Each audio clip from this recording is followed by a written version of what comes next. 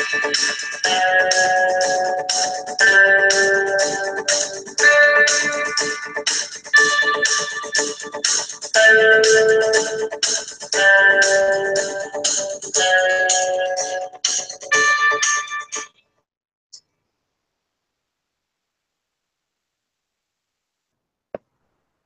is going on, my Ghost Squad? Welcome to Tactical Tuesday. Today is September 26, 2017. For those of you that are watching in the future, welcome to Tactical Tuesday. My name is Trey Miller. We've got a great show tonight.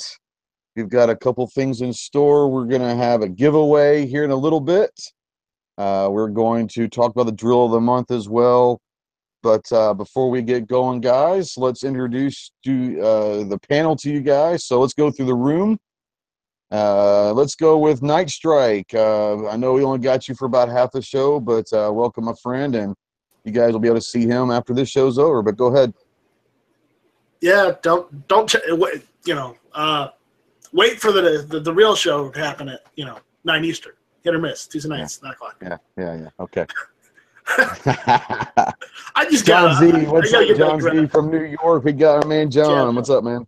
What's going on, Ghost? How you guys doing? How's everybody out there in GunChannels and YouTube? Everything's going Thanks for good. the invite. And from South Carolina, Ellis, the Outlaw Hatfield. What's up, Ellis? Howdy, folks. Thanks for the invite, Trey. Hey, no worries, brother. Let's take a roll call out here in the Intersphere. We've got on the YouTube side. Remember, guys, on YouTube, if you don't say anything, we can't see who's here. So go ahead and say, hey, what's up? Looks like we got other Travises out there, Rich White, Big Racers out there. Let's see here. On the Gun Channel side, I saw Dr. No and Clayton. Too Hottie, I sent a link to Too Hottie. I don't know if he's going to be able to make these, having some, we'll just call them internet issues with maybe a router. Is that correct? Yeah, he's having problems with that. Yeah, and you got the Pantas out there, Smeggy, Moon Food. Come on over. The water is nice and warm. But let's see here. Clayton Pants, no, all those guys. So welcome to Tactical Tuesday. Hey guys, I always start out the show real quick with a little bit of talk about the gun channels. Jared's over there on Gun Channel on YouTube's. What's up, Jared? Guys, if you're not on Gun Channels yet, it's a great community for pro gun and 2A advocates that we kind of get over there, and we have 24-hour lobby chats. So they're available literally all day, every day if you're out there. So come on over to Gun Channels. It is free. Most of the guys that you watch online, like Night Strike and Clover and Never Enough Ammo and Edge, Smeggy, and all the guys on the Daily Show and the Early Watch, I mean, all those guys, Bob, Tony, Jimmy, G-Webs. Hopefully G-Webs might be joining us here in a little bit, but they're all over on Gun Channels. So come on over and check it out. You guys have anything you want to say about Gun Channels anytime real quick? Check it out. Join the community. Enjoy a great bunch of guys on it. And for those gals that listening, feel free to hop on in. We'd be happy to have you. What's going on? Clayton's out there. Rupin's going on. Well, I guess, Jared, you're running double duty, aren't you, man? So you've got it going on both sides. So let's see here. What we're going to do first is talk about the drill of the week. And it's actually turned into drill of the month. So I posted a video last Tuesday, and it will run until October 1st. And I will put that link out here that will get you guys in on the running. Once again, you guys got to watch the video, subscribe to the channel, like the video. And here's the biggest part. This whole idea of the drill of the month is to get you out and shooting. We want everyone to get out there and not have any more excuses for why you're not out there shooting. We want you out there shooting as much as we can. So what we're going to try to do is, in order to win free stuff, you've got to send a video response in the comments, whether it's on YouTube or on VidMe, under the Drill of the Week, and you can title it Drill of the Week Video Response or Ghost Tactical Video Response, whatever, but also put that link in the comment section so we can test it out, look at it. We'll look at the end of the month and go from there. So on the YouTube side, guys, I will go ahead and put that link out there for the video. So there is that. I'm going to go ahead and Travis, I am going to make you a mod out there. And I'm going to go ahead and make Jared a mod if he wants to be. So you guys are mods if you want to. So go ahead and post some links if you guys need to. Travis, do not make this into a damn food chat, all right? That's what I'm going to say. Do not take advantage of your power. He will. I know he will. I know he will. All right, so Drill a Month is out of the way. So the first thing we're going to talk about, guys, is what happened yesterday. We're going to take just a very few minutes. It was a pretty awesome day, and I'm really hoping that G is able to join us. If not, then it's okay. I sent him a link. I think he's on the road somewhere, but it was really cool. What happened is he was coming through Arkansas, where I'm at, and eventually going to be heading over to Dallas for the Gun Rights Policy Conference this weekend. And some of you may not know this, but hey, Hottie's in. What's up, Hottie? Hey, how we doing? Sorry I'm late. I'm glad you can make it. Well, yeah, I saw, what you kind of had planned for tonight, and saw your panel and thought you were lacking on actual concealed carriers. So Well, that was the whole figured I thing. Is had I to saw jump in. my panel, and I was like, I'm going to preaching to my panel, not to an audience. So, but I'm glad you're here. But going back, so G-Webs is also enamored with these Titan II missile silos that were in America. I think there were 56 of them throughout the Cold War, and there were 56 of them spread out. There was 18 in Arizona, 18 and maybe New Mexico or something, but there were also 18 of them here in Arkansas. So G-Webs is enamored by these, and he was going to come through and try to see them. We were going to meet up for lunch and all that stuff. So in the morning, he was going to go see these silos. The problem is these silos are all owned now by private property owners. And so you can't just drive up and see these old silos. They're gated off, says no trespassing and all that.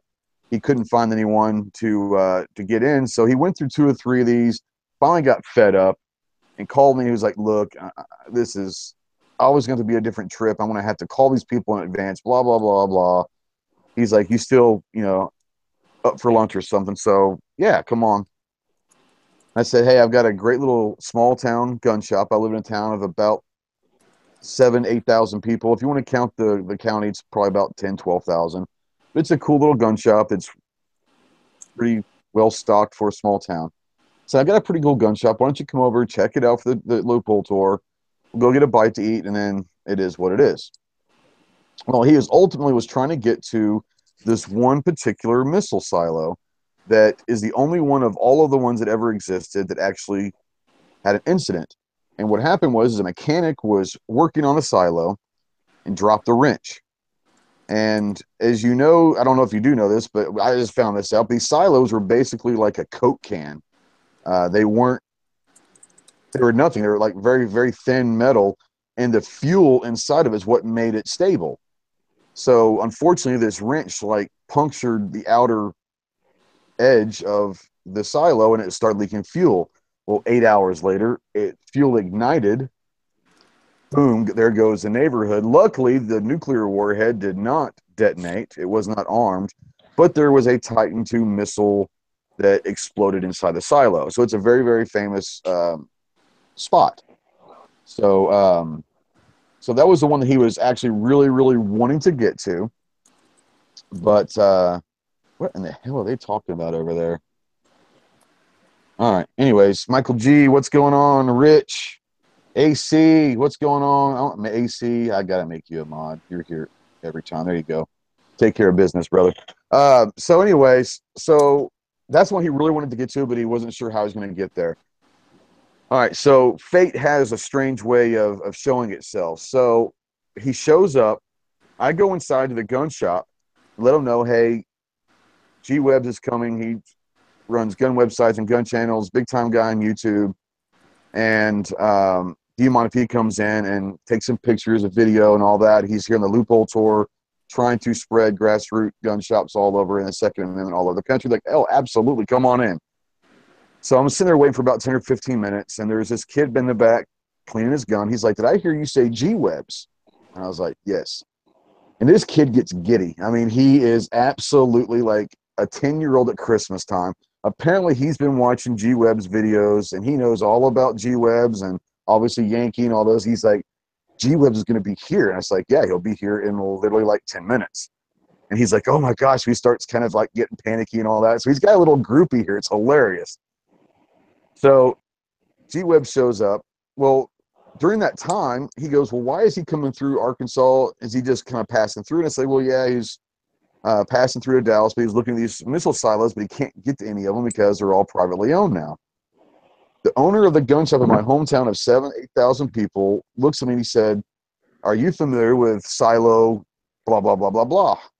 I was like, no. And he's like, well, that's the one that blew up. And I was like, oh, okay, that's like the really famous one. That's the one that he really wanted to see. And he goes, my family owns that. I live on that property. And I was like, you're kidding me. He goes, do you think you want to go see it? And I was like, yeah. So we go, G Webb shows up. We do the thing inside the shop for a little while, talk to him. This guy literally has us follow him home. And we're literally sitting on top of these gravel mounds that are about the size of a house, that are huge, that they filled the silos in. We're literally standing on top of these mounds where the actual silo, the missile, exploded. It was kind of awesome to sit there and know that you were literally standing on something that could have been, obviously, I mean, Arkansas probably wouldn't exist still to this day. Maybe even Memphis had that nuclear warhead detonate. So, like I said, it was a kind of a cool day. We got to get a gun shop and then really got to spend some time at a true historical site that I would be willing to bet that most of the people who live in Arkansas would drive right past this little small field and never know. So it was a cool thing, and I hope G Webbs is able to join us sometime tonight and talk about it, because it was pretty awesome for him, because he was really into that stuff. But let's see here. Let's go through the chat room real quick. You guys got anything you guys want to talk about for a second? When I go through the chat room, go for it. I've heard this story 3 times already. Yeah, I know. Well, it was a pretty big deal for us, because it's I know it's new for everyone else, but still. Yeah, well, it's all part of the gun show loophole, and it's amazing how those things work out. Where he's going to the meet up with you in the gun shop, and he was just coming from a few different letdowns because he wasn't able to see these things, and the owner of the gun shop is like, hey, I own this. His family happened to own the property. So we got a couple more in on the YouTube side. Landon Nutt, what's up, my man? Rich, I think I already said AC. Pink, you're over there. He said, did he say drill the month or dress of the month? Because Night Striker has already won that. We all know that answer. Let's see, John Z, Michael G. Let's see here. Let's go to the gun channel side and see who all is creeping over there. Let's see here. Smeggy's over there. Dr. No, Clayton, DF2 Dot, Robbie, Pants, Rupin, John Z, which is on the panel. All right, guys. So now that we've kind of gotten all that good stuff out there, knowing that the panel that we have, John is in New York, so he's basically screwed when it comes to concealed carry. Why do people have to keep rubbing that in? I just he's screwed at life at this point. Seriously, come on. With I got no hope for parole. Listen, I got my freaking chocolate and watermelon. I don't give a fuck what you say. And we're really trying to get you moved out of New York. So if we got to come in and get a helicopter for you and for Knives in California, we will mobilize a troop. So I got a hook ready. Just throw down a rope. All right. Well, you got friends in South Carolina waiting on you, brother. What the fuck? Roger that. Yeah, Right. exactly. All right, but we do have Ellis and Night Strike that are living in South Carolina that are among the free states. Yeehaw! Yeehaw.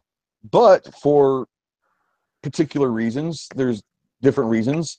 They have not. They're absolute pro gun. They're absolute. I mean, obviously, Night Strike is about as big a two-way I'm Mr. advocate Shall as there not be is. infringed. Shall not be infringed. Yeah. But neither one of these guys have their CCW. So Guilty as as of a charged. week ago tonight, Travis P11 and a bunch of us opened up a live chat to raise some money because Night Strike is trying to open up. Even your FFLs, what you're eventually trying to get, is that what you're trying to do? Yeah, I'm trying to get my FFL. All right, and the first step of that is CCW. Well, unfortunately, he's already spent an enormous amount of money on other stuff, so we raised enough money for him to get his CCW. And Ellis has not had his CCW yet, so he's going to go with him. That being said, our first topic tonight is kind of CCW for beginners, and we're going to talk about once you have your license. You know, what should you do from that point? Oh, G-Webs, what did he just say? Okay, he just got a text. He's going to try to get in. I don't even know where the hell he is. I don't even know if he knows where he is, but he's going to try to jump in. He's laying back Anyways, on one of the missile silos. that's the great thing about the loophole tour is you just drive until you can't drive, and you stop and you find a gun shop and you do it. So that's a pretty cool thing what he's doing. But anyways, so we're going to talk about CCW for kind of beginners. Let's see here. Close cover before striking. What? I don't even want to know what's going on. Oh, South Night Strike Alina. Night Strike's new name is. Never mind. I'm not going to go there. So, anyways, we're going to talk about CCW for beginners. Now, obviously, you guys are not CCW carriers yet, but obviously, you've been around and you're big enough gun guys that you kind of know the basics of CCW. But prior to the show, we were sitting here talking talking about belts. So we're going to talk about different kind of stuff about holsters, about belts, about printing, about what to do, what not to do. And, you know, myself, I have a CCW. Hottie, you have a CCW, correct? Yes, sir.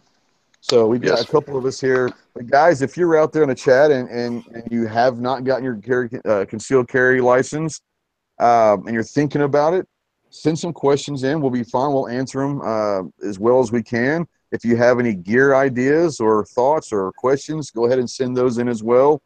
We've got a lively chat going on there. Sean, what's going on, Sean? We got administrators here and here than we got in the ATF. That's correct. I'm all about delegating authority, and as long as they don't overdo it, here we go. All right, so you've gotten your CCW in the mail, So and that's you are, why you didn't make me a Night Strike mods. Okay, I see. well, you're in the panel, so you know if your feelings are hurt, I can kick you off a panel and make you a mod on the YouTube side if you like. I got a quick question on the CCW. Yeah, go for it, John. Around Georgia, Stands for concealed carry weapon. That's right. Around Georgia, around South Carolina, in that part of the country, are most of the rules similar? Do some of them maybe state where you have to live in the state or your county for a certain amount of time? Is most of it relatively the same? You're going to find, and I can't speak for the Western side, now Hottie might be able to speak a little bit of that, but I can tell you about the South and the Southeast.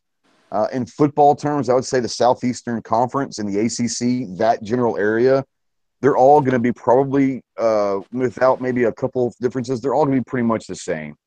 Okay. You know, if you don't qualify to be a resident because you haven't lived there long enough, you know, most states do offer a non-resident license, but you know they're all going to be all the same. And most of the South and Southeast are all going to honor each other and reciprocate with the other states.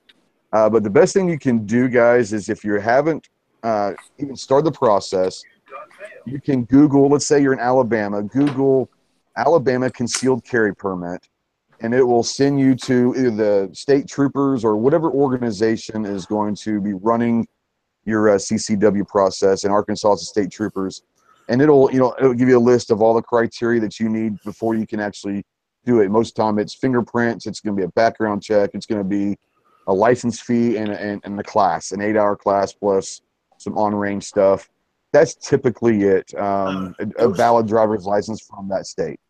And I know that Night Strike has been apprehensive, to say the least, in the past of doing fingerprints, but brother, that's what you're going to have to do. Well, it's included in the course, so I That's can knock right, it all that's out right. at once. But I wanted to say something Go about ahead. South Carolina.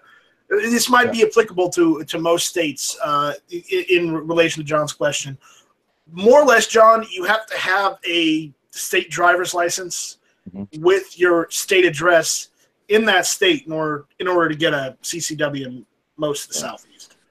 And I And can they're do not that necessarily fairly quickly. going to tell you to live there a certain amount of time. If you get a valid driver's license in that state, and you got a resident, you're you got to probably put if you have a residence in that state, then you're Right. covered. It doesn't Yeah, you matter can't whether have a you PO have an box or anything apartment, like that. you have an apartment, or you have a house. It doesn't matter on that point. They're not that particular. It just you have to have a residence. Yeah, you can't have a PO box and get or in whatever in Georgia, Florida, etc.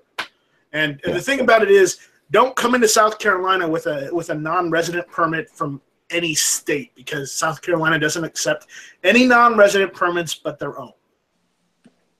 Just like New York. Sean Callahan asked, "Where am I in Arkansas?" I am in north central Arkansas. If you're familiar with Greer's Ferry Lake, I'm around there. So, yeah, I'm in there. And Foose is actually about an hour and a half, 2 hours from me up north. So we're pretty close. But yes, Arkansas is a beautiful place. Sorry about that. And you could go meet the Clintons anytime you want. Yeah, not really. Yeah. They actually don't come around very often. They know that they're not really welcome around here, so it's all good. At least they're smart about But anyways, something. yeah, well, yeah, we try. So it's basically, and I can't guarantee it every state, but that is basically what the Arkansas CCW looks like. Once you get that in the mail, the next step is actually carrying. And I talked to a lot of people around here and in emails and comments on videos about concealed carry, about what's the first thing what's the very first thing that I should do? Well, obviously, if you have a gun that you actually want to use that gun to carry, then you need to probably get a holster for that gun, and probably a really good belt that will hold that holster in a gun. And it's all going to depend upon the size of gun. Like I carry, it is clear. So that is my everyday carry. It's the little M&P Shield 9mm. Great gun. Most of the time I carry inside the waist, and honestly, I use a very simple $10 Uncle Mike's holster. I don't, I go through these, and if I bang them around, and if they tear up, I just go buy another one at Walmart. So you don't have to go spend an enormous amount of money. During the wintertime, when I'm wearing sweatshirts and jackets and all that, I will go outside the waist with this or my Glock 19. But when I go outside the waist, I go with a Phobos outside the waist paddle. These are $25. I mean, you don't have to go and spend $800 on holsters when $10 to $30 will get the job done. And most of these major manufacturers will have holsters that will fit whatever gun you have. Now, I carry a subcompact 9mm. Yes, hollow points. I carry, actually, I don't know if you can see, I will carry the Hornady Critical Defense hollow point, or my carry round. So there you go. Anyways, but Night Strike has a 1911 that he wants to carry. And we were talking off air before the show. He's got, you can talk to him about a holster that you're get from one of your fans and viewers. But he was asking about a belt. Now, most of the time during the summertime, I'll wear different kind of, with my gun, it doesn't have to be a big heavy duty belt. During the wintertime, I'll use a 511 tactical belt if I'm wearing my tactical pants or something during the wintertime when it's cold. But for 1911, especially, you're probably, I'm assuming you're going to wear that outside the waist. You can wear it inside the waist, but I would assume you probably wear it outside the waist with 1911.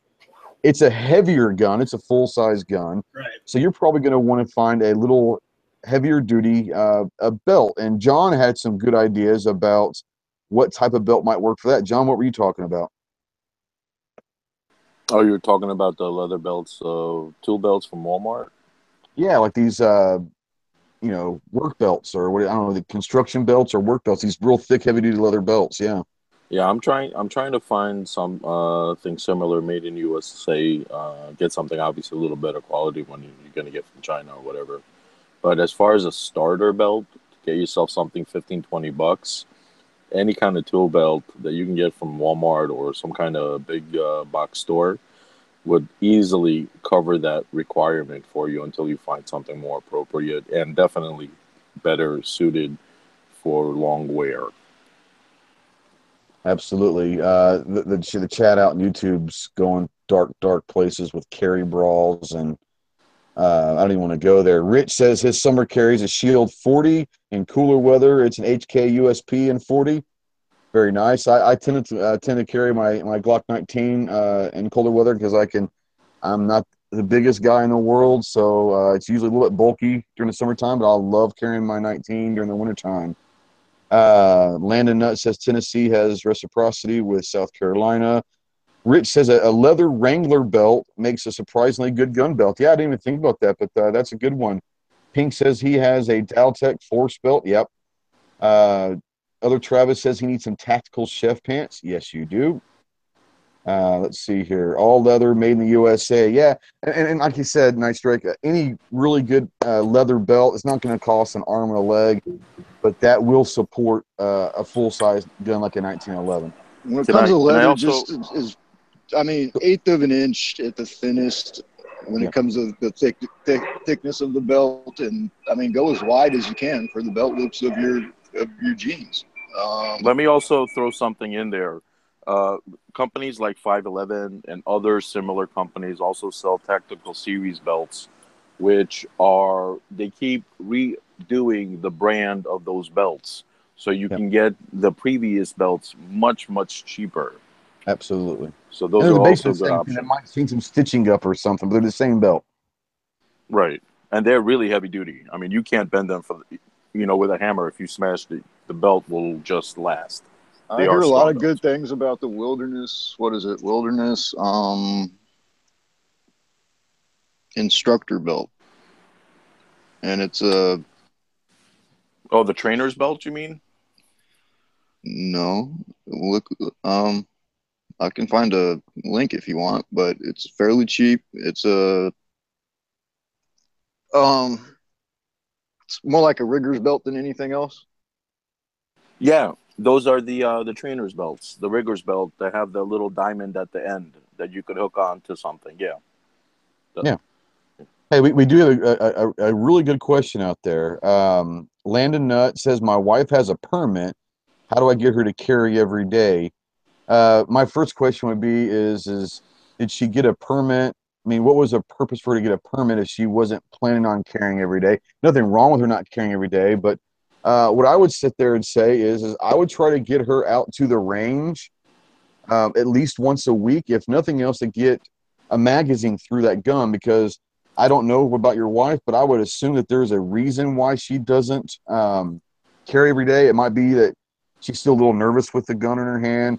She's nervous about carrying it within her purse, or excuse me. Someone did say that there are carry bras and purses. Obviously, there are purses, but carry bras out there that are a real thing. So that's pretty cool. But maybe she's not accustomed to carrying on a daily basis. But It's what I would not sit there and not say is, it's not unusual. I mean, no, anybody who's just started or anybody who's been in it for a while can tell you that just starting out, it's not comfortable. It's probably never going to be comfortable, but it's comforting. And it's just a matter of, yeah, you can be nervous, you can be intimidated of it, you can be worried about laws and this and that. But I mean, if you're okay with your manual of arms of your gun and you know the laws of your state, you know all that. I mean, and it's something you want to do, just do it. There's no way to get over that yeah, other than doing it, and you'll realize that it's not that big of a deal. Printing, it's not that big of a deal. yeah, You realize how it's many not that people big of a walk around deal. with their heads in their phone. I mean, you're the one who's most concerned about that. You think everybody can see through your shirt and knows exactly what you're carrying, but no, nobody notices stuff like that.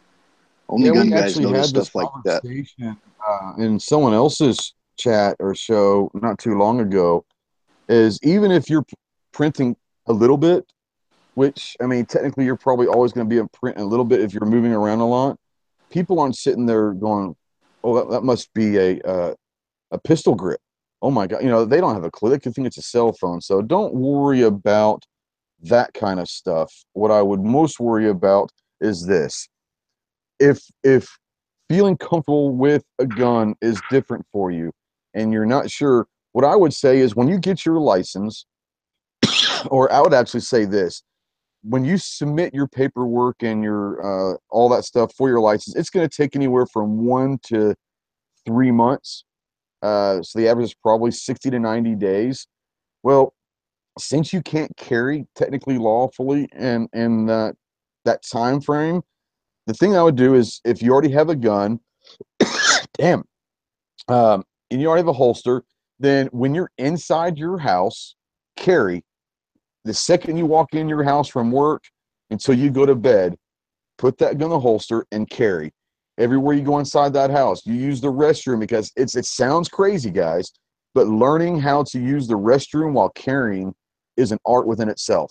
You don't think it is, but the last thing you want to do is go in the bathroom and go into the stall and your gun falls and hits the floor. So you have to learn how to do that. It's simple things that you might not realize are important, but you're going to have at least 1 to 3 months to practice carrying before you ever go into the real world. Now, if you don't have the time to do all that stuff, then what I would say, hey, what's up, Hemi? What I would say is once you get your license and you got to go buy a gun or holster, I would say at least carry inside your house for at least a month before you take it into the real world. I might be wrong about that, but that's what I feel. Is if you're nervous. Some people have been around guns and they're not nervous and all that stuff. But that's my feel. If you're nervous, spend some time and do it at the house before you go out in the real world. What do you guys think about that? Well, I honestly think that that's probably a good idea to carry it beforehand, get used to the weight. And that's something else. It might not be that she's uncomfortable with the gun itself. It might be just the gun's not the right size, not the right fit for her. Yeah, You could, it could be that the barrel's too long. She's not comfortable with that, or it's too thick. You might think about downsizing. Yeah, and obviously, I mean, if your wife is using a gun that's one of yours and she's never actually had a gun that she's actually bought, this might be a perfect opportunity. And you can get them pretty cheap nowadays online if on used or fine, but you can go and get a really good subcompact or 380 for your wife or girlfriend for under $200, definitely under $300 for a really, really good one. So yeah, go ahead. What about it? Take her to a range, let her shoot the gun she wants, and let her pick out the gun she wants to carry. That's the best bet right there. Yeah, if she makes the decision, that empowers her, that she's making this decision. She's like, okay, I want to carry this all day, every day, and then let her decide what she is comfortable carrying. If she wants to put it in her, if she wants to carry on her body, let her carry on her body. If she wants to carry in her purse because she's a little scared of it at first, let her carry until she gets comfortable with it, and then experiment with other things. Like, let's go out here. Oh, but your purse is going to stay in the car. What, then just say, what would you do? Like that, and have her make the decisions. Absolutely. You could point her in a good direction with the types of questions you ask at the appropriate times.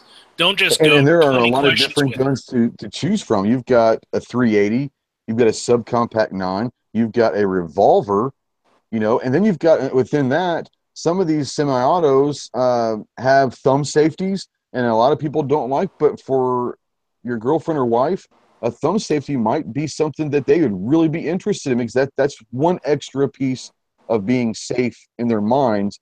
So, don't discourage don't tell your wife, oh, no one likes safeties on thumb safeties on their guns. If that's something that she likes and that makes her feel more comfortable in carrying every day, then encourage that safety to her.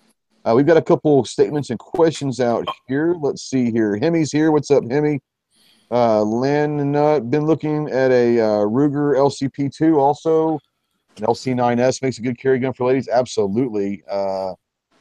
Patriot in the dark, Matt. Hey, what's up? What's going on? Hemi, LCR in a 352nd and shoot 38 special. My wife absolutely loves hers. There you go. Roll call. What's going on? Hemi, what's up? We have See. we have a couple of guys that just joined in. Foose is here in Arkansas with me, and he's a couple hours away. And what's up, Foose? Go ahead and talk about anything you got to talk about real quick. Oh, nothing much. Just saw you're on here and decided to come in and speak my mind if I have anything to. Absolutely. help out. And the man, the myth, the legend, G Webs himself is in the middle of somewhere in the country. I don't know which route did you decide to take, G? I went to Tulsa, so I'm at the museum right now. Okay. Did you make it there in time to get it today, or are you going to go tomorrow? I'm gonna spend all day tomorrow. I didn't get here in time. Awesome. Well, I kind of was telling everybody about the chance of fate that happened yesterday walking into a gun shop in small town Arkansas and about the silo. So I thought that was pretty cool. So Yeah, it was meant to be. it was meant to be. So it was a good time yesterday. But what we're talking about right now is concealed carry for beginners. And we're going from the time that they have gotten their license into what the first steps are. And we're talking about guns to use, holsters to use, belts to use. But more importantly, what's the first step? And I was saying that if you're not comfortable with carrying out there, then take a month and just carry inside your house before you take it on the road. But do you guys have anybody else in the panel have anything? So something that you were kind of talking about is let her carry and have her figure out how she wants to carry, but then also go to the range and take it. Let's say she carries in her purse, take an old purse that she's not using anymore, and put dummy caps in her. Just have her draw it and have her get familiar with getting it out of her purse quickly or getting it out of wherever she wants to carry it quickly, and then kind of put scenarios out there.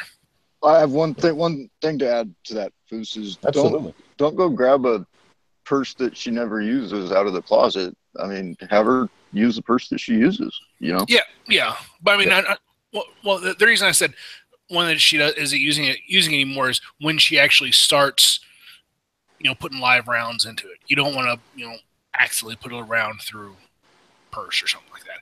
But of course, several reps pulling it out of her everyday purse. Yeah. Let's see. Landon up there said he got his wife the FNS 9. It's good, but it's not the best fit. Well, when you bought that, did you buy it with her there? I mean, did she actually get to get her hands on that, and or did you just happen to buy this gun that was good for you thought was good for her? He said we rented a few times. She said, it's a gun. Well, okay. So what I would sit there and say is if she's not happy, if that's the reason why she has her license and she's not carrying every day, then I would sit there and say maybe you go visit another gun shop and see if you can trade or whatever, and find her a gun that fits her hand. It's something that she's excited about, because if she's not excited about that gun, then she's not going to carry that gun. It's going to have to be her gun. So if she makes the comment, it's a gun, then that's not the gun for her. Wait until she finds the one that she goes, oh, I like this, because then she'll probably use that license. There's no reason to have the license if you're not going to use it. Go ahead, Foose. I didn't say it. I was going to say thing. Oh, I think you were saying something. No, that my phone vibrated. Oh, okay. So the biggest thing I said, guys, is make sure before you go, don't worry about printing. Don't worry about this. Don't worry about that. Be comfortable with the gun. Go to the range. Be proficient at your concealed carry draw. Be proficient with, you don't have to be a competition shooter and hitting, down zero marks or A's or whatever. Be proficient enough to survive. You're not necessarily there to be a marksman expert. You're there to survive. So be proficient enough with that gun, with the draw, muzzle safety, gun safety, and all that, that obviously you're not going to be able to get your license without the the ideas of those 4 basic laws. But understand that you can't just take your gun, put it in your holster, put it in your pants, and be proficient without ever doing anything. You're going to have to practice at least once a month with it, guys. That's really important. Can I just add one more thing? Yeah, go for it.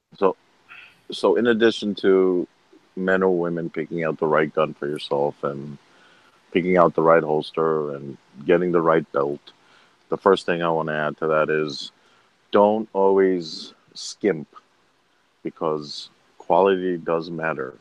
And secondly, when just do the research. Right now, I'm just looking at belts, and there's so many freaking options.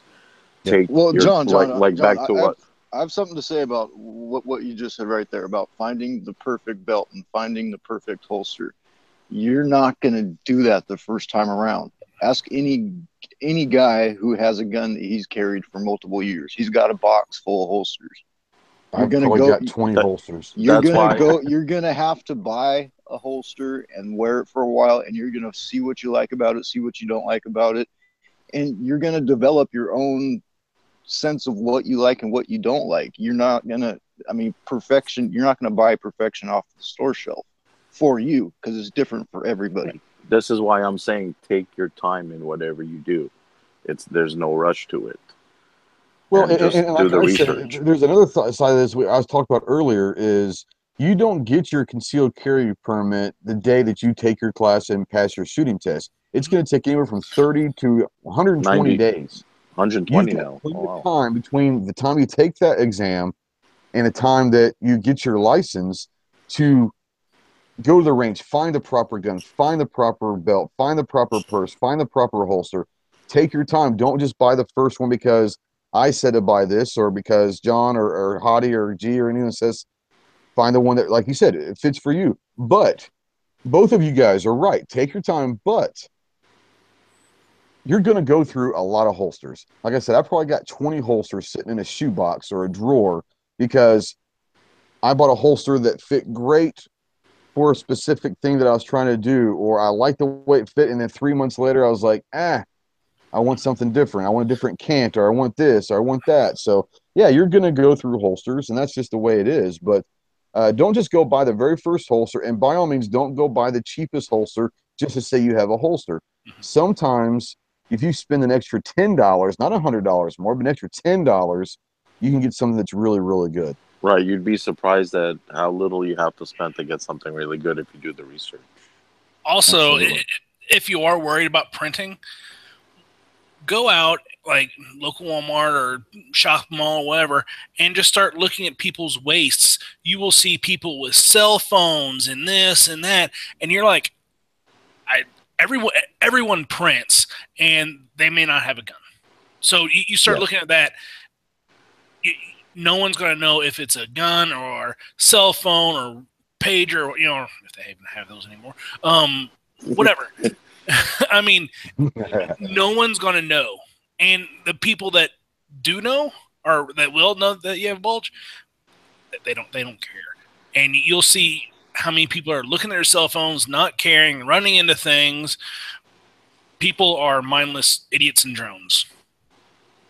Well, when it comes time for me to get onto mine, I'm sending you guys my address so you can just send me your boxes of holsters. I tell you what, if you carry a Glock 19 or an M&P Shield 9, I can probably count a good 16 or 17 holes between those two guns that I've got sitting around. So let me know. Holsters I have it's for a Smith & Wesson M&P full size, and then I have my CZ. There you go. Well, All if you ever want to send me your holster and your CZ still in it, don't worry about it. I won't be mad. Yeah, we're gonna come back. We're gonna come back to this topic if we want to, but before we go, before we do anything else, we're going to have a quick giveaway.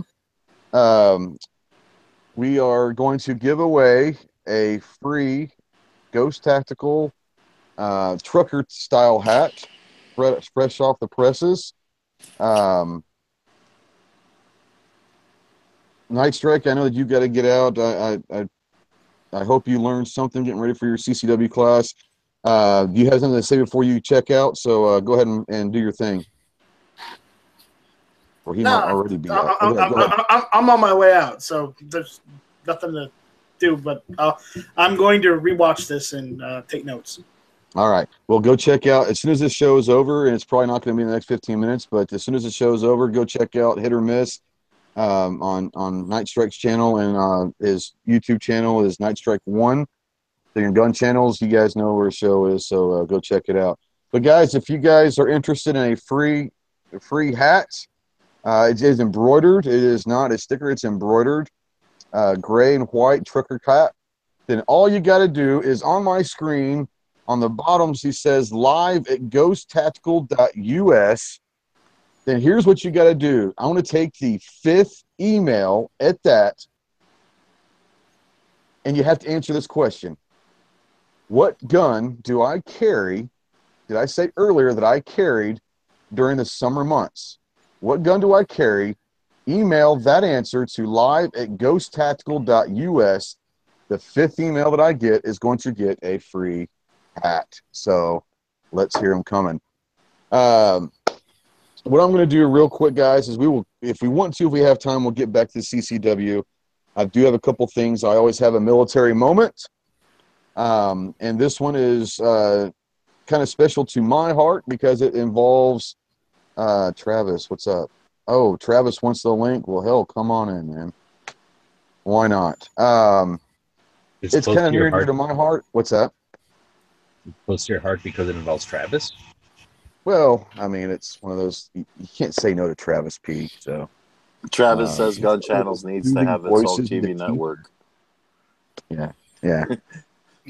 Let's That'd see. be freaking awesome. I was about to ask you which Travis you were thinking of. So. No, the real Travis. I love. Hey, I love other Travis. Good friend of mine. I don't want to make this into a food chat. Sorry, it's what the chat out in the lobby can be food, all you want. It's what it is. No, I'm just kidding with you. But anyways, my military moment this week is. We can talk about gun food. It's called 9mm 45, and we can talk about gun shaped pancakes and all that. It's all good. But this actually, the military moment I want to talk about is kind of groundbreaking. The first female Marine completes grueling infantry officer course. For the first time, a female Marine has completed the grueling infantry officer course. The 13-week course is considered one of the toughest in the U.S. military, and one-third of the class is dropped before graduation. The Marine said in a press release that Lieutenant asked to keep her identity private. There were 36 other women that have attempted defeat before, but no one ever made it through. Last year, the military opened up all frontline combat jobs to women. The Washington Post gives a sense of how the difficulty of entry officer course is. The course, according to the Marines, trains and educated, newly selected infantry and ground intelligence officers in leadership, infantry skills, and character required to serve as an infantry platoon commander in the operating forces. I actually was not aware of it until Ellis had sent it to me. So, Ellis, what are your thoughts on this initially, since you're the one who gave it to me in the first place? Dude, like I told you before, I think it's well overdue. I think that this is something that should have been done a long time ago. I think that women in this country have more than proven what they are capable of in our military. So, right on, man. Yeah. Anybody else got any thoughts on this before I go into it? As long as they can take care of all of the mental and physical requirements. Sorry, I shouldn't say mental. I should say physical, because that is really the only thing that is different between men and women, and it's physiologically, and men are stronger, bigger, everything. As long as they can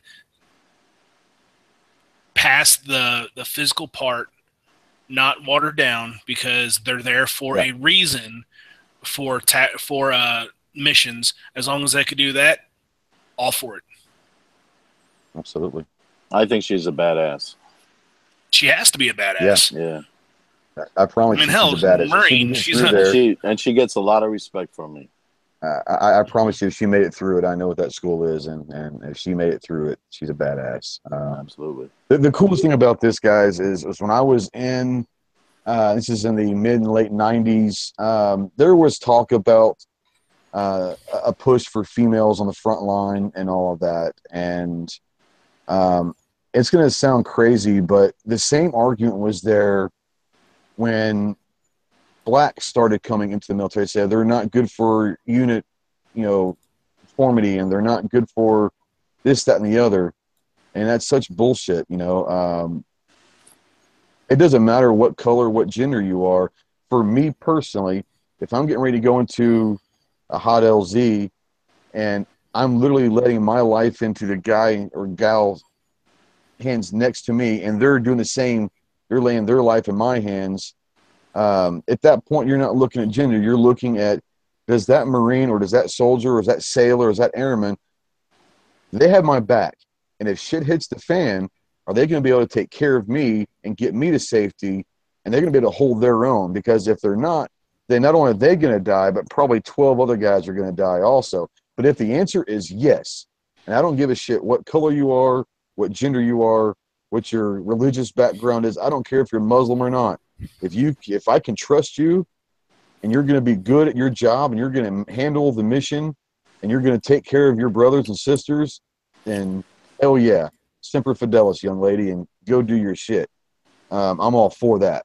So I think it's awesome. I'm glad that it wasn't, like I said, I get all sorts of Marine Corps updates on websites, and I didn't hear about it until Ellis did.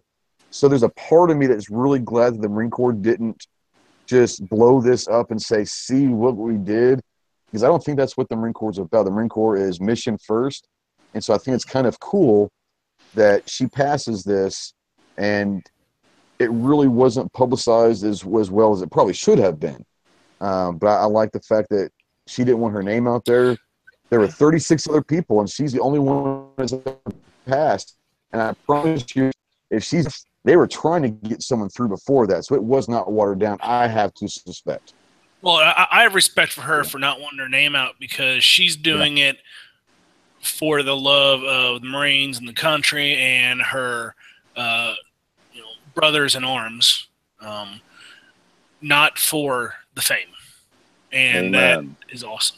She's doing it for the right reasons, it sounds like. Right on. That's right. On. That's right. Without there was a knowing who movie she back is. in the day with G.I. Jane. I think it was Demi Moore or something, that's trying to go through SEAL school. Yep. And she, in the movie, she portrayed a woman that was doing it for the right reason. At the end, gained the respect of every single one in her SEAL team. So I'm hoping that what she's going to have to understand is officer. She's going to be a commissioned officer, but we had a butter bar, a second lieutenant, show up, and he was put underneath me for me to task to teach him how we do it. So as long as she goes into a situation knowing that leadership is not telling people that you're a leader. If you have to tell someone you're a leader, you're not the leader. Your actions will prove that the men and women under your control will respect you. If you work hard every single day and you be the best damn Marine that you can be, you try to outwork every single one of your subordinates and every single thing that you do every day, you will earn the respect of your men, young lady, and you will no longer be looked at as a woman Marine, a WM. You'll be looked at as a lieutenant, captain, major, colonel, hopefully general one day. You will be a leader of Marines because of your actions. Don't go in there trying to make it and be all tough.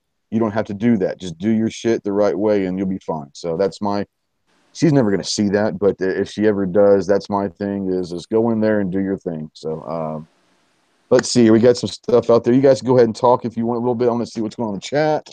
I'm anti. Well, you know what? I know how we can. Oh, go ahead. I don't care. Go ahead. Somebody go. G, what were you going to say? I'm anti-women in combat. Between, no. You're kind of breaking up a little bit there. You're breaking up a little bit, G. All right, go ahead. There you go. Maybe, I don't know, is it connected again? That's better. Yeah, that's better. I'm saying I'm against women in combat. I think there's a big difference between racism and gender. Yeah, I mean, and it is. There is a difference. I mean, but I think that and that's fine. I have absolutely no problem anyone ever disagreeing. It doesn't bother me. I will sit there and say that my argument with this is, and I'm a lot like Foose. If you have proven that you can handle it, and the higher ups do not seem to think that you will be a distraction, and you've earned that response, that right to do that, that's not going to bother me. Well, one Right. bit. So yeah, I'm not saying it as a thing against her because I don't even know who this person yeah. is. I don't know who she is either. Yeah, And I agree with you that I doubt the Marines lowered any bar in order for it to happen. I think the 30-something failures ahead of that are a testament to that. However, I'm looking at it as the big force and not the individual whatever. So yeah, there's like a need for Americans, you know, we're free and we want to be rugged self individuals. And I see the you know, the admiration to someone who wants to work their way up. But again, looking at it as an army, you know, not the army, but as our standing military forces, I think there's definite disadvantages and dangers when you put women in combat. I don't want to sidetrack the conversation, but no. That's what this is about, and I will tell you from personal experience. This was 20 something years ago, but one of the reasons, and this is going to sound so minute, but this was a thought process as to why, to a certain extent, females were not necessarily looked upon to be in the front line. It's going to sound bad, but these are realities. You and I can't get pregnant. They can. And if you're tasked with a very serious task and your job is a very serious part of your unit, and all of a sudden you can't deploy because you're pregnant, well, guess what? You just put pressure on someone else that's going to have to cover your ass. Now, the second part of it, which is most people really don't think about it, is if you're going to be in a forward line where you're going to be on the field on patrol, doing night navigation, all this kind of stuff that's going to be in and out of some hostile areas, every 30 days, they go through a problem that we don't have to go through. And this is not my opinion. This is what was told to me 20, 25 years ago, is that is a danger to the unit because enemies can smell it. I don't know if that's true or not, but that was one of the initial reactions as to why that they're putting their men in danger for being on the field because of their monthly episodes. I don't know. Exactly what kind of enemies are we looking at? doesn't matter. No, So it doesn't I matter. agree with percent. Those are definitely things. But here's the thing: it doesn't even matter if an individual is, let's say they get their tubes tied, whatever, right? So they can't. Or let's say they're just Marines and they don't fuck around, right? They're not Navy, they're not getting pregnant. So I'm all about the individuals who can do the job. And I'm not suggesting that there aren't females that can do the job. But again, looking at it in the big army picture, how do you get, you can't change the fact that they have different guts than us. And it doesn't matter the morals or the mindset of an individual, because obviously, again, there can be many individuals that can do the job. And yes, they're smaller physically, but there's obviously specimens that can pull their weight and, like you say, can definitely do the job. But they have different guts than us. That requires a medic to now know they would have had to know. Now, sure, combat medics know a little bit of female guts for when they have, you know, casualties that are female out there, but that requires a whole nother level of training that's on our, you know, an infrastructure that is required to get that level of training up there. Now, that's just one little aspect. You got all their stuff that is required for their guts, and you got different uniforms. You got stupid little shit that they have to deal with that right now is, think about forward operating bases. There's plenty of actual, like, live, real life video out there now to show you what forward operating bases are like. They don't have excellent supply lines. And if, you know, if it's dire, why add another level of complication out there? Now let's get into our culture. We have a culture where we're men and there's women, right? Do we want to completely remove genders from our society to the point where there's nothing? So I know that might be a little bit more moral than or political even than anything else. But again, it's a major line. It's not just a casual line you cross and say women go to the front line. There are definitely militaries that have women in the front lines, but they're the size of one of our states. It's Israel, right? Right. The size of a state. I was going to say Israel, yeah. Thousands of people, not millions of people, like what we would be talking about. So to casually say, let's put women in forward operating is great because we like to champion the underdog and we like to break barriers. But I think there's logistics and cultural reasons why it's not a good idea necessarily. The chat on the YouTube side has gotten funny, so there you go. And I don't disagree with a lot of your points. I guess where my point of view is coming in is I'm very much of a practical military guy. Is if they can do the job and there seems to be no threat of disorganization or unit camaraderie or anything like that, that there genuinely seems to be no threat. I'm not saying that the military is the place to be progressive. I don't necessarily believe that. I think that it doesn't matter if you're black, white, Asian, Mexican, male or female. It makes no difference to me. If you can do your job and you can accomplish mission at task, then go for it. Now, maybe it turns out in a year or two from now that she doesn't truly belong on the front lines. She gets out there and freezes and can't carry the 150 pounds of gear that sometimes you're having to carry in a combat situation because she only weighs 110.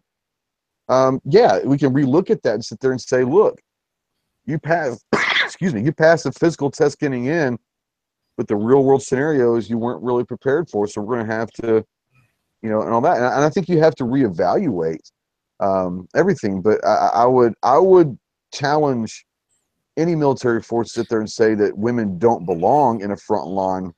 And it's basically the Army and the Army and the Marines, because they're the ones that have true frontline boots on the ground. Air Force and Navy are front line, but it's a different line. Nothing against them. It's just a different line. Here's a quick question for you. I mean, yeah, go for it. I know I grew up with a few chicks who did go off, and one into the Marines and a few into the Army. And the one in the Marines, I would have to say her pack was no lighter than a man's. Was it? Nope. Now I don't know what they do in boot camp. Can't give you that information. They're separated. I was in Camp Pendleton. All the WMs went through Parris Island in South Carolina. I went through Pendleton. There were no girls there, so I don't know what they went through in boot camp. But I can tell you this: we had a couple WMs that would come through training. Everyone has to be proficient at certain training stuff. So when we were doing some training, we'd always have a unit attached to us going through their yearly training. And yeah, you'd see them out there, and we'd do a 10-mile hump with a 75, 80-pound pack on our back. Yeah, they weren't putting pillows in there. They were carrying the same shit we were. And the one I'm thinking of did at least 2 tours in Iraq.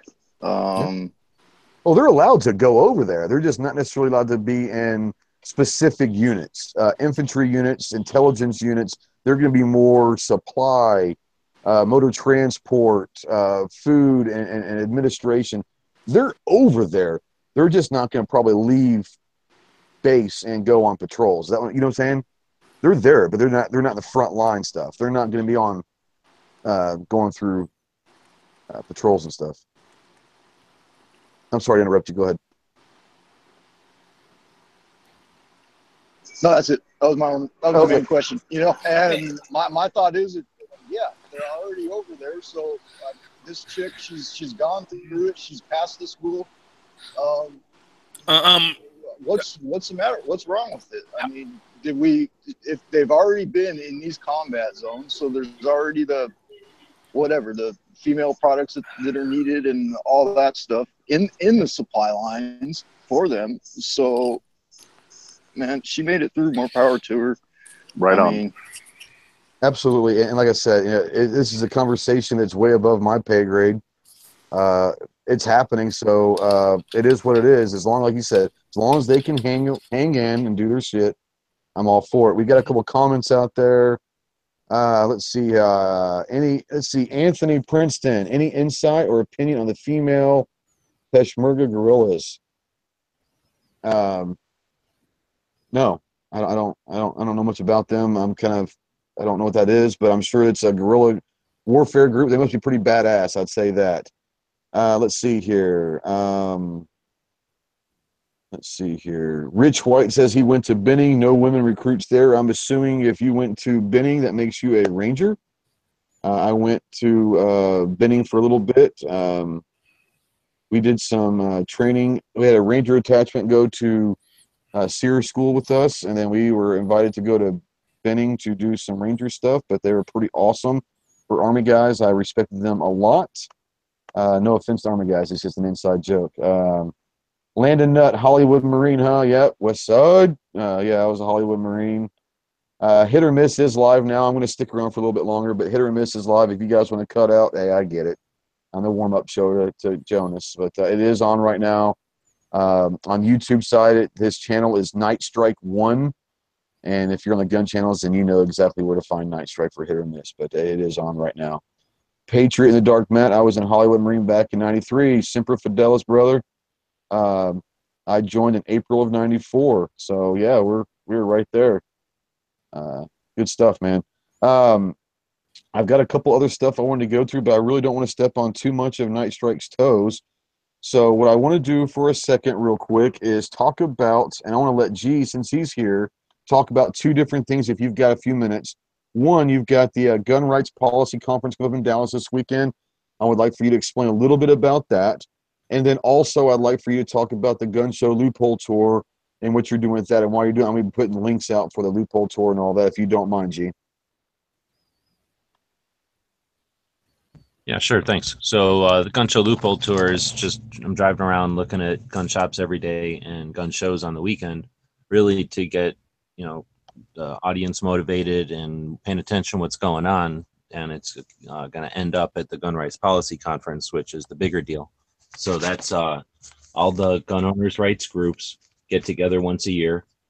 It's hosted by the Second Amendment Foundation. They do it in a different city each year. This year it's in Dallas. So this weekend, the 29th through the 1st, and it's at the Westin Hotel right at the airport. So if you're planning on traveling, just go to the airport and stay in that hotel.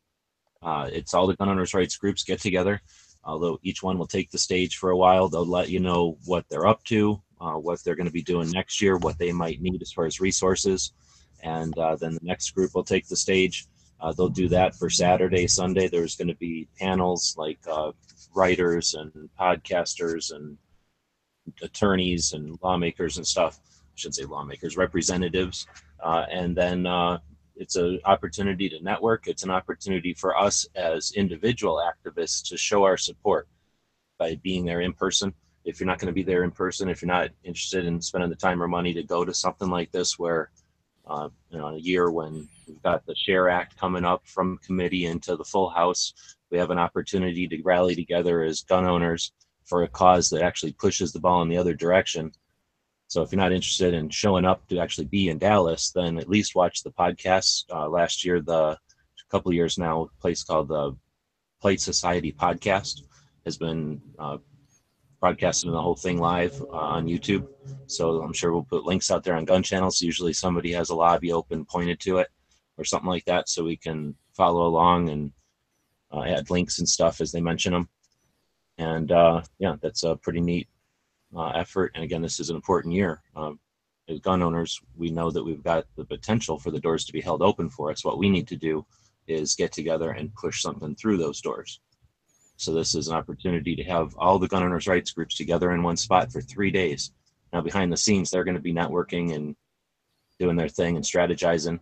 But out on the stage and in the room there, you get an opportunity to really meet the people that have been really devoting their lives to this stuff.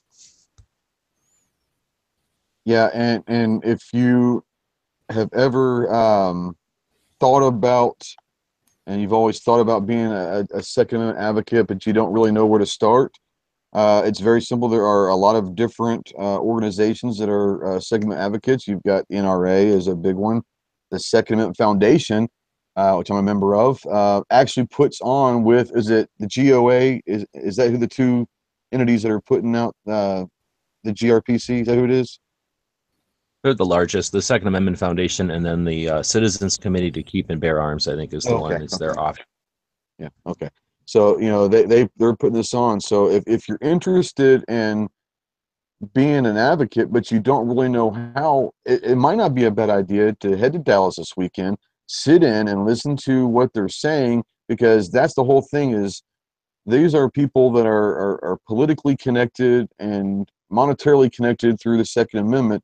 They're going to have some really good ideas on how to protect and grow pro-gun agenda, that they're going to put out some information, maybe how you can help and take it back to your local community And it's great to have these big organizations out there, but I'll say this, like I have been saying for most of the last month: the biggest thing that you can do, as far as being pro-gun and pro-Second Amendment, is contact on a weekly basis. Contact your representatives, the state level and at the federal level, your representatives and your senators, and any kind of pro-gun or Second Amendment legislation that is out there. Make sure that they know that you and others, where you stand on that. If there is anti-gun legislation, make sure that they know that you're against that. Because if you dangle re-election in front of politicians, they will listen. Until they get a re-election dangled, they're going to do whatever they think, because they think that no one else cares. I'm not hearing from anybody, so whatever they personally feel, which sometimes is where the money is. So contact your representatives, contact your senators on a weekly basis, and let them know that if you vote against, if you're a Republican and you vote against any agenda that is pro-gun, that you will rise up and create a committee to get you to where you will not be reelected.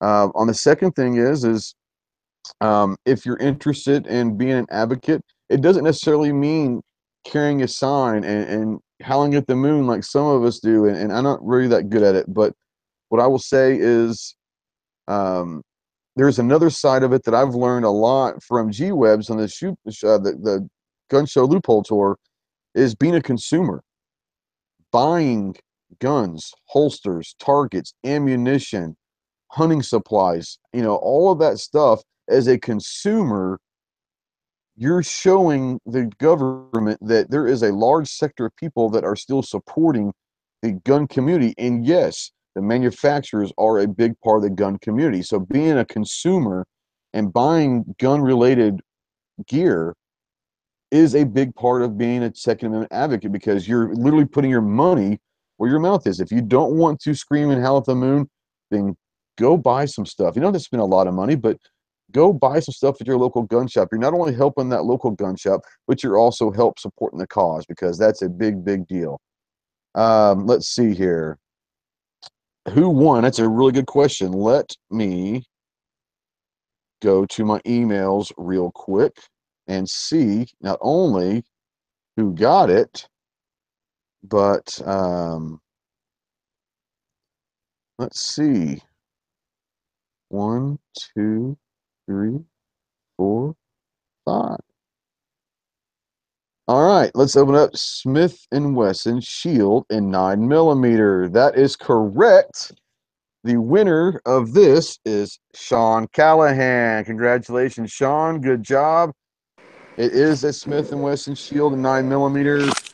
And you were the 5th email, so congratulations. That is, send me an email again real quick and let me know your address, and I'll give this in the mail to you tomorrow. So congratulations, and thanks for doing that.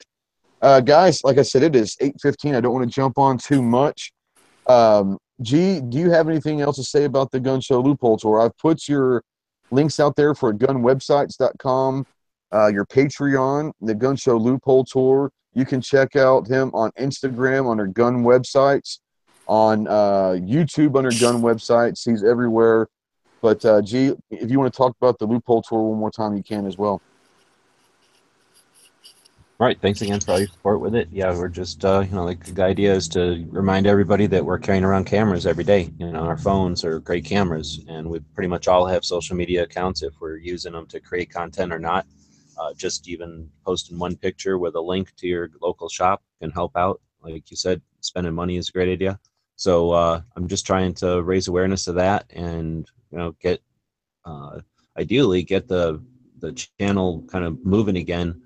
With something that's more substantial than just trying to get people to buy the newest gizmo or to, just to purchase. So I guess we're asking you to purchase at your local shops, but again, it's with the idea that the shops are the lifeblood of our whole community, our culture, whatever you want to say, and it's too easy for them to slip away. The same way the bookstores. Look at the way Barnes and Noble and Borders took out the local bookstores, and no one really seemed to care.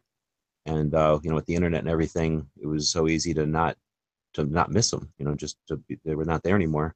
I don't think we're in any danger of losing books, but we definitely could be in danger of losing guns. So you can't just write new guns. You have to get them from somewhere. Like you say, the manufacturers, if they go out of business, we're sunk.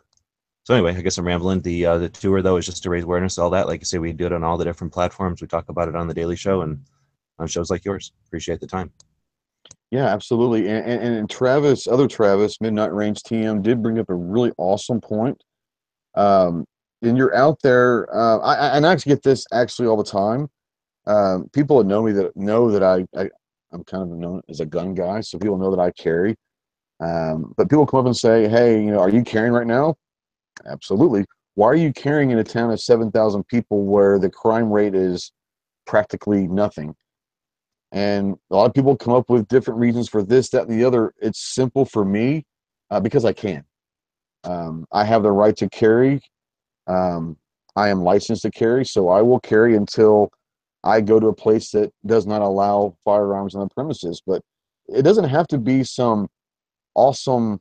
You don't have to come up with this great story as to why you carry. It's because you can. And other Travis says, I think it's important to let people know you're a gun owner, not obnoxiously. I mentioned that I like to shoot to lots of people, and he's a good example being a chef of a normal gun owner, believe it or not. Yeah. I think that the biggest misconception of the gun community is, at least in the South, I can't speak for other places, but people think that gun owners are redneck idiots that are trying to be Billy the Kid out there, that are wheeling their guns and having gunfights in the streets of wherever they are, which is so stupid and ludicrous. Um, Normal, law-abiding, responsible citizens, and I think, Travis, you're exactly right. The ones that are normal, everyday accountants and just normal people in life that believe that carrying a gun is important. Um, they need to be a little more vocal. You don't have to sit there and go around bragging, but if you hear someone talking about guns, it's okay to interject in that conversation and say, well, I'm pro-gun. I have guns. I carry guns, and I'm a normal human being. I'm not the redneck goober that you think that we all are. Understanding that there are just people that like guns from every walk of life can really change people's minds when they think that you know, the biggest misconception of gun guys is that we are stupid redneck hillbillies. And that could be farther from the truth. I don't consider myself a redneck or a hillbilly. I'm a normal guy with a normal job that enjoys guns and carries because I legally can. So let's Well, see and here. you take responsibility, right? So it's Yeah, like, why have a minivan? Well, because I've got a couple of kids and it's more practical than having a fast car. So why do you carry? Because I'm responsible. I take the responsibility, I guess, of being able to defend myself, my family, and my community to heart. And if I, just like a fire extinguisher or something, if I never need that thing, great. And it's a burden that I'm willing to put on my pocket or on my hip every day and never need it. It's just that we happen to enjoy our hobbies. that's So right. I guess, something like a car analogy, if we're car guys and we like to play around with our cars on the weekends, nobody would really scorn you. Oh, are you a drunk driver? Are you somehow associated with runs or something? Just because you enjoy cars, they also use cars. It's Right. ridiculous. So I think that when people say, "Why do you carry?" I say, "Because I have to. I take the responsibility, and I feel like I'm obligated. I'm a healthy adult. I care about society. If a mountain lion or a grizzly bear roamed into the street, if and a gunshot would make it run away, why not have that tool? I understand that bad guys don't walk around by themselves. Sometimes they walk around in packs, and they they sometimes attack each other in their own areas, but you don't have to go into the ghetto or into the crime-ridden areas to be, have crime thrust upon you. So since you don't know the future, you're willing to take that responsibility. Again, I think that's the word, that I'm willing to carry this thing around. I understand that this could change my life, my family's life, and everything, but I'm willing to do that for the potential good that it can bring. Absolutely. I'll take on that question as well. You know, I carry because I'm that kid who was 19 at one time out at a freaking park minding my own business. And of course, 19 years old, I can't carry anyways. So shit happens and you run into the wrong group of people show up and want to do harm on you. So at 19, I get rushed to the hospital with a gunshot wound. And by 23, you know, I'm ready to carry a gun. I'm ready to take the responsibility of protecting myself upon myself. Yeah, and you live with that day for the rest of your life. I mean, you know, it's what it is. But I think that you were not afraid, and you were not going to allow yourself to be that victim. You took it in your own hands, and now you carry and say, you will not make me a victim again. And that is huge. And I'm a big proponent of women, as many women that you can get to be CCW carriers and pro gun and just enjoy shooting. My daughter's 20, and I can't wait for her to be 21 next year because she's looking forward to it. She's already got a little 380 bodyguard that she loves. But, you know, the women out there that are going to be out there that are targets these days, absolute targets. Just because you may be scared or uneasy with a firearm in your hand doesn't mean that you should not learn how to shoot them, how to use them, and become licensed to carry, because they could very easily save your life one day. So I want to go ahead and as it's 8:22 Central Time, they've already started over there. So I want to, we missed a couple things, but that's awesome. I love that. We can start those next week. But and I want to say thank you for everyone joining me. What I want to do real quick, guys, is if you're interested in helping G-Webs, I put his Patreon and his website out there to where you can do PayPal direct. But I've also got there is an auction going on right now for an AR-15. It's a Core CXV AR-15. The link is now on the YouTube side, and most of the guys on Gun Channels have already seen the link, but I guess I could put it there just in case they have forgotten it. But here is the link, and 100%. The auction ends Friday. Right now, I think it's up to like 420 or something like that. And there's no reserve. I'm trying to get as much as we can for this rifle. 100% of the proceeds will go directly to G-Webs and the gun show loophole tour. So if you're looking for a good AR, it's got some crazy attachments to it, so that's already on there. Really cool rifle. I shoot it pretty frequently, so I shot it a couple weeks ago, so it is working. Check out the Gun Broker website and place a bid and support the gun show loophole tour if you're willing and able to do that. We really appreciate it. Other than that, guys, I'm gonna go through the. Go ahead. I was just to say we did that video the other day, so I'm gonna try to edit that tonight and get it posted. Awesome. Yeah, we did a video when we met yesterday, so be looking on Gun Website's channel on YouTube, and he's going to be doing a quick video on that. So check that out, and please support what he's doing. It's truly an amazing thing what people will do for what they believe in, and he's literally traveling around in a van promoting the Second Amendment and promoting grassroots gun shops around the country. So it's pretty awesome. Let's go through the room real quick. G, you have any final words to say before we get out of here?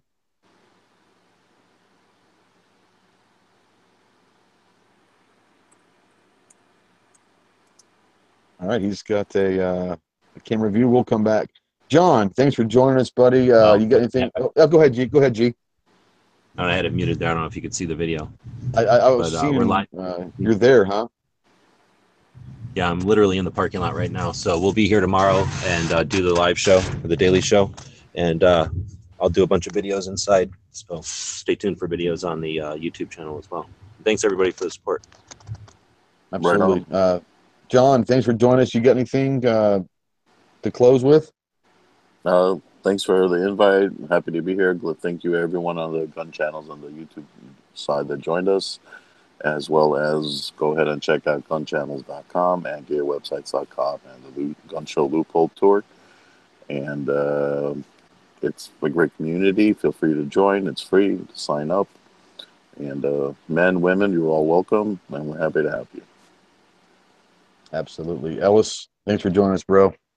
Ellis has got a new job, so he's only got a couple days off. Luckily for us, Tuesday is one of them. So thanks for joining us, buddy.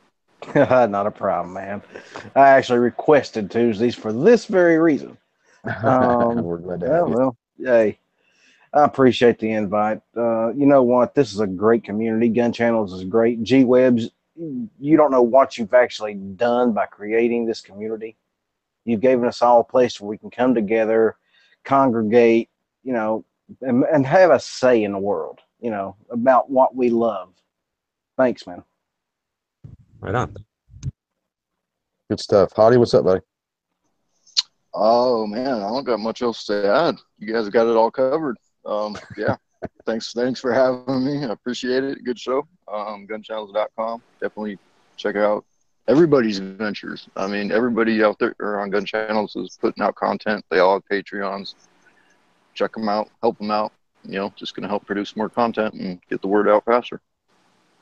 Absolutely. VidMe, a lot of us went to VidMe, and it's pretty cool how VidMe, the VidMe community has kind of openly welcomed us into the community over there in the last month or so. So it's been pretty awesome. Check out all these guys on YouTube. Check out all these guys on VidMe. Hottie's got a really cool Instagram at 2Hottie206, correct? On Instagram. Check him out. He's got a good stuff going out there. And obviously, guys, G-Webs, all of his ventures over there. If you forget all the links, excuse me, gosh. Go to my website, www.ghosttactical.us. On the front page, it has all my ventures with YouTube, VidMe, Patreon, all that good stuff. My online store is there. But at the top, it says Friends of Ghost. And I've got some links down there that you can get into G-Web's Patreon, or at least to his websites and all that will get you to where you need to go to help him out. But, guys, once again, I really, really appreciate everyone joining us for Tactical Tuesday. We had a good crowd tonight, a really explosive chat going on, which I loved, about some really cool things. But, guys, if you have any questions at all, if you have any show topics, ideas, please put them in the comment section, or you can email me at live@ghosttactical.us and let me know what you guys think. Let me know if you have any questions that we can answer on the air. I welcome you to join my Patreon at Ghost Tactical. If you're willing to support the channel, we'd love your support. If not, please just continue to enjoy watching the videos and the shows. So enjoy watching everyone on Gun Channels. They've all got great content. So if you haven't there, come over to Gun Channels, watch all these guys. There's some really, truly, really good knowledge over there. So until next week, guys, if you have nothing else to say, guys, you good to go? Until next week, guys, I appreciate you coming by Tactical Tuesday. My name is Trey Miller. Semper Fi.